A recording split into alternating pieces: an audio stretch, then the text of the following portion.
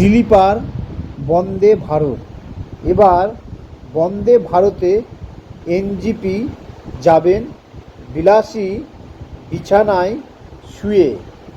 বর্তমানে new Jalpaiguri station থেকে 3টি বন্দে ভারত চলে। কাজ শেষ হয়ে গেলেও স্লিপার বন্দে ভারতের সময়সূচি ও ভাড়া নির্দিষ্ট করা হবে। এবার আর শুধু বসে নয়, বন্দে ভারতে ঘুমিয়ে ঘুমিয়েই আপনি পৌঁছে যাবেন নিউ জলপাইগুড়ি। বছর ঘোরার আগেই ঘুরবে বন্দে ভারত স্লিপার এক্সপ্রেসের চাকা।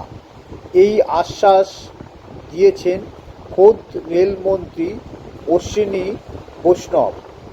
আর এই স্লিপার বন্দে ভারত পেতে চলেছে উত্তরবঙ্গ। 3টি রাজ্যকে জুড়বে এই স্লিপার বন্দে ভারত। রেল সূত্রে খবর, নিউ জলপাইগুড়ি জংশন থেকে আগরতলা এই রুটে চলবে সেমি হাইস্পিড ট্রেনের এই নতুন সংস্করণ। অর্থাৎ বাংলা পেতে চলেছে এই স্লিপার বন্দে ভারত। এর জন্য ইতিমধ্যেই ওই এলাকার ট্র্যাকের আধুনিকীকরণ ও আসামের পার্বত্য এলাকায় বৈদ্যুতিকরণের কাজ দ্রুত শেষ করার সিদ্ধান্ত নেওয়া হয়েছে।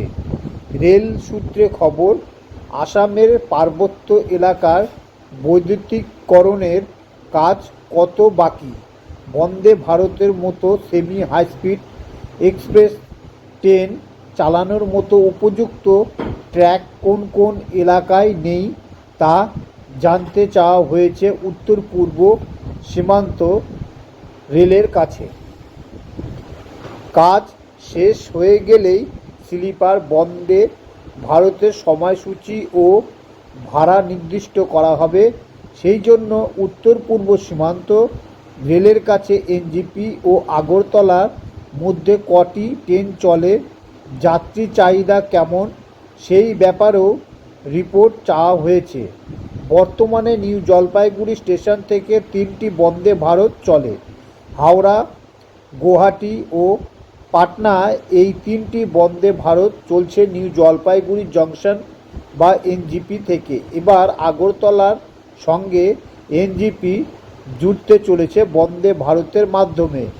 এনজেপি থেকে রেলপথে ত্রিপুরার আগরতলার দূরত্ব 994 কিলোমিটার। যেতে সময় লাগে প্রায় 22 ঘন্টা।